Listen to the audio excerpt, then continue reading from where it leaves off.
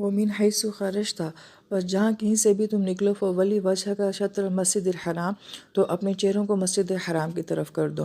اب یہاں پہ جو خرجہ کا لفظ آ رہا ہے، اس کا لفظی مطلب تو نکلنا ہی ہوتا ہے، لیکن فرمایا کہ تم جہاں کہیں بھی ہو، تمہارا نکلنا صرف اللہ تعالیٰ کے لیے ہی ہونا چاہیے۔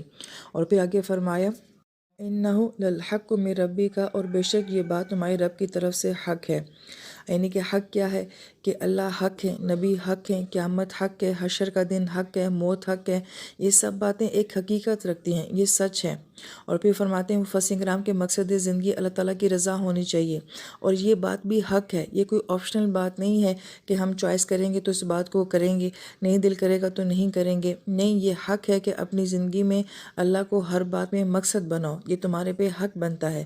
وَمَا اللَّهُ بِغَافِلٍ عَمَّا تَعْمَلُونَ، اور اللہ تعالیٰ کی ذات غافل نہیں ہے، بے خبر نہیں ہے۔ عَمَّا یہاں پہ لفظ جو آیا ہے، یہ لفظ کل چیز کا احاطہ کرنے کے لیے آتا ہے کہ جو کچھ بھی تم کرتے ہو، یعنی ہماری نیتیں، ہماری سوچیں، ہمارا ظاہر، ہمارا باطن، ہمارا ماضی، ہمارا حال، ہمارا مستقبل، اللہ تعالیٰ کی ذات اس سے غافل نہیں ہے، اللہ اس کو جانتا ہے۔